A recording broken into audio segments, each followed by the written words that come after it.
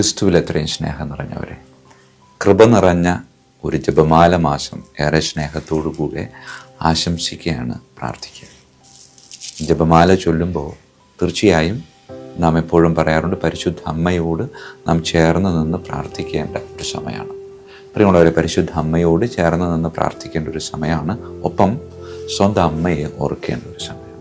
സ്വന്തം അമ്മ എന്ന് പറയുമ്പോൾ പെറ്റമ്മ മാത്രമല്ല, നമ്മളെ നാമാക്കി മാറ്റുന്നതിന് വേണ്ടി പരിശ്രമിച്ച ഒരുപാട് പേരുണ്ട്. അവരെ ഓരോരുത്തരെയും വ്യക്തിപരമായിട്ട് ഓർക്കാൻ പറ്റുകയാണെങ്കിൽ അത് സന്തോഷം.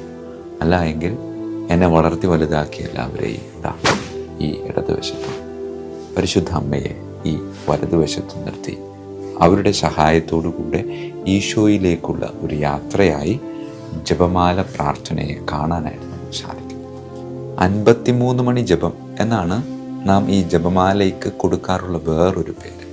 പക്ഷേ എണ്ണി നോക്കുമ്പോൾ 53 അല്ല, മറിച്ച് 59 മണികളുണ്ട്. എന്തുകൊണ്ടാണ് 59 മണിയുണ്ടായിട്ട് 53 മണി ജപം എന്ന് പറയുന്നത്?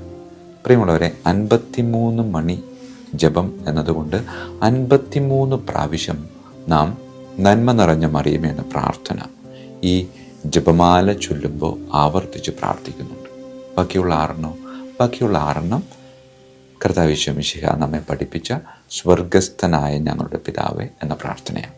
അപ്പോൾ 53 നന്മ നിറഞ്ഞ മറിയമേ എന്ന പ്രാർത്ഥനയും 6 സ്വർഗസ്ഥനായ ഞങ്ങളുടെ പിതാവേ എന്ന പ്രാർത്ഥനയും ചേർന്ന ഒരു മാലയാണ് ഈ ജപമാല. അതോടൊപ്പം തന്നെ വേറെ കുറച്ച് കാര്യങ്ങളൊക്കെ ഇതിൻ്റെ കൂടെ ഉണ്ട്.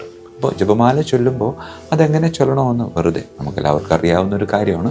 എങ്കിലും ഈ ജപമാല മാസത്തിലേക്ക് പ്രവേശിക്കുമ്പോൾ ആർക്കെങ്കിലുമൊക്കെ ഉപകരിക്കുമെങ്കിൽ അവർക്കൊക്കെ കൊടുക്കാൻ വേണ്ടിയിട്ട് ചെറിയ ഒരു നിർദ്ദേശം, പരിശുദ്ധ ജപമാല ചൊല്ലുമ്പോൾ എങ്ങനെ ചൊല്ലണം എന്നത് വെറുതെ ഒന്ന് നിങ്ങളുടെ മുമ്പിലേക്ക് അവതരിപ്പിക്കണം. ഒന്ന്, എല്ലാ ജപമാലയ്ക്കും ഒരു കുരിശുണ്ട്. ആ കുരിശ് നാം കയ്യിലെടുത്ത് പിതാവിൻ്റെയും പുത്രൻ്റെയും പരിശുദ്ധാത്മാവിൻ്റെയും നാമത്തിൽ എന്ന കുരിശടയാളം വരച്ച് നാം ജപമാല ആരംഭിക്കുകയാണ്. ഈ കുരിശ് പിടിച്ചാണ് നാം വിശ്വാസ പ്രമാണം എന്ന പ്രാർത്ഥന പ്രാർത്ഥിക്കുന്നത്. അതിനുശേഷം നാം സ്വർഗസ്ഥനായി ചൊല്ലുന്നു. പിന്നെ 3 ദൈവീക പുണ്യങ്ങളായ വിശ്വാസം, പ്രത്യാശ, ഉപവി എന്ന പുണ്യങ്ങൾക്ക് വേണ്ടി പ്രാർത്ഥിച്ച് പിതാവിൻ്റെയും പുത്രൻ്റെയും പരിശുദ്ധാത്മാവിൻ്റെയും നാമത്തിൽ നാം 3 നന്മ നിറഞ്ഞ മറിയമേ ചൊല്ലുന്നു. അതിനുശേഷം തൃത്വസ്തുതി ചൊല്ലുമ്പോൾ നാം വേറെ ഒരു മണിയും ഉപയോഗിക്കുന്നില്ല. നമ്മളുടെ വിരലുകൾ ദൈവയുടെ ഇങ്ങനെ പിടിച്ചിരിക്കണം. അതിനുശേഷം ആദ്യത്തെ രഹസ്യം ധ്യാനിക്കാൻ. ആദ്യത്തെ രഹസ്യം നമ്മൾ ധ്യാനിക്കുമ്പോൾ വലിയ മണി അല്ലെങ്കിൽ സ്വർഗസ്ഥനായ ചൊല്ലാൻ ഉപയോഗിക്കുന്ന ആ മണിമുത്ത് കൈകളിൽ സ്വീകരിച്ചുകൊണ്ട് നാം ആദ്യത്തെ ദൈവിക രഹസ്യത്തെപ്പറ്റി ധ്യാനിക്കുന്നു. അതിനുശേഷം സ്വർഗസ്ഥനായ എന്ന പ്രാർത്ഥന ചൊല്ലുന്നു. അതിനുശേഷമാണ് നന്മ നിറഞ്ഞ മറിയമേ പ്രാർത്ഥന ചൊല്ലാനായിട്ട് നാം അടുത്ത ജപമണിയിലേക്ക് നമ്മളുടെ കൈകൾ കൊണ്ടുപോകുന്നത്. അപ്പോൾ അതിനിടയിൽ ഒരു സ്വാഭാവികമായൊരു സംശയം വരും. ഇതിൻ്റെ ഇടയിൽ വേറൊരു, ചിലപ്പോൾ മാതാവിൻ്റെ രൂപമായിരിക്കാം, അല്ലെങ്കിൽ തിരുഹൃദയത്തിൻ്റെതായിരിക്കാം, എന്തെങ്കിലുമൊക്കെ ഒരു പടം വെച്ചിട്ട് ഈ ഒരു ഒരു കണക്ഷൻ അല്ലേ? ശരിക്കും പറഞ്ഞാൽ ഇതിന് പ്രത്യേകിച്ച് ഒരു ദൗത്യമില്ല. പ്രത്യേകിച്ച് ആരംഭിക്കുന്ന സമയത്ത് ഒട്ടും തന്നെ ഇതിന് പ്രാധാന്യം കൊടുക്കണ്ട എന്നാണ് ഞാൻ വ്യക്തിപരമായിട്ട് പറയുന്നത്. ഇത് ഈ ജപമണികളെ കൂട്ടിക്കെട്ടാൻ വേണ്ടി ഉപയോഗിച്ചിരിക്കുന്ന ഒരു ലോക്കറ്റ് മാത്രമാണ്. അതിനുശേഷം നമ്മൾ ആദ്യത്തെ 10 ജപമണികൾ നന്മ നിറഞ്ഞ മറിയമെന്ന പ്രാർത്ഥന ചൊല്ലി ആദ്യത്തെ രഹസ്യം അവസാനിപ്പിക്കുന്നു. തൃത്വസ്തുതി വീണ്ടും 2 ജപമണികൾക്കിടയിൽ കൈകൾ വെച്ച് പ്രാർത്ഥിക്കുന്നു. വീണ്ടും രണ്ടാമത്തെ രഹസ്യം. അങ്ങനെ ഈ 5 രഹസ്യങ്ങളും അവസാനിപ്പിച്ച് നമ്മൾ പ്രാർത്ഥിക്കുക.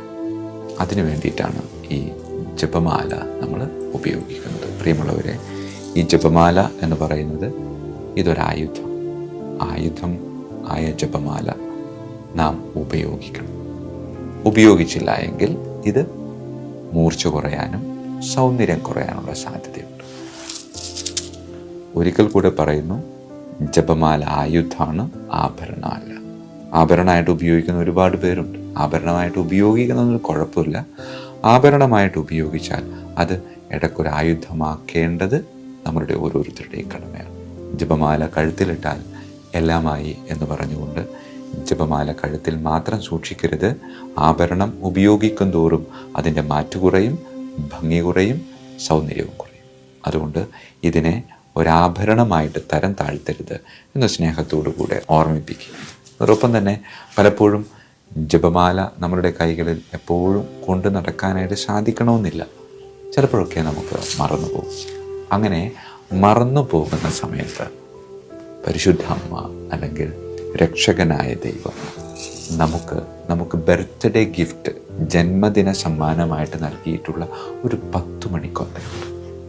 ജപമാല ചൊല്ലുന്ന ആരും തന്നെ ഈ ഒരു കൂട്ടത്തിലുണ്ടാവില്ല. ഏതെങ്കിലും ഒരു സമയത്ത് നമ്മൾ ഈ കൈകൾ ജപമാലയാക്കി മാറ്റിയിട്ടുണ്ടാകും. അതുകൊണ്ട് പ്രിയമുള്ളവരെ, ദൈവം ജന്മദിന സമ്മാനമായിട്ട് നൽകിയ ഈ 10 മണിക്കൊന്ത എപ്പോഴും കൂടെയുണ്ട്. ആ ഒരു ബോധ്യം നമ്മുടെ ഉള്ളിൽ എപ്പോഴും ഉണ്ടാകണം. പ്രിയമുള്ളവരെ, ഈ 10 മണിക്കൊന്ത എന്ന് പറയുമ്പോൾ ചിലപ്പോൾ ചിലരെങ്കിലും ചിന്തിക്കാച്ച എന്തെങ്കിലും കാരണത്താൽ ജന്മം കൊണ്ടോ അതുമല്ല എങ്കിൽ ഏതെങ്കിലുമൊക്കെ അപകടങ്ങളിലൂടെ വിരലുകൾ നഷ്ടപ്പെട്ട ഒരുപാട് പേര് നമ്മുടെയൊക്കെ ഇടയിലുണ്ട്.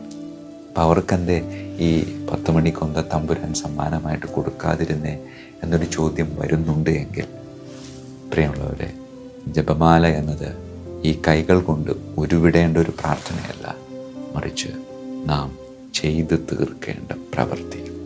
അതുകൊണ്ട് പ്രിയമുള്ളവരെ, 53 മണി ജപം കൊന്ത ചൊല്ലി പ്രാർത്ഥിച്ചതുകൊണ്ടോ, 10 മണി എന്ന് പറയുന്ന വലിയ രഹസ്യം തമ്പുരാൻ തന്ന ഈ ജന്മദിന സമ്മാനത്തിലൂടെ ഉരുവിട്ടതുകൊണ്ടോ, ഞാനെന്ന വ്യക്തിയിൽ എൻ്റെ നല്ല പ്രവൃത്തി, എൻ്റെ നല്ല ചിന്ത, എൻ്റെ നല്ല വാക്ക് മറ്റുള്ളവരിലേക്ക് ഒരു ജപമാലയായി പകർന്ന് നൽകപ്പെട്ടില്ല എങ്കിൽ നമ്മളുടെ ജീവിതം, നമ്മളുടെ പ്രാർത്ഥന ഒക്കെ വ്യർത്ഥമാവും.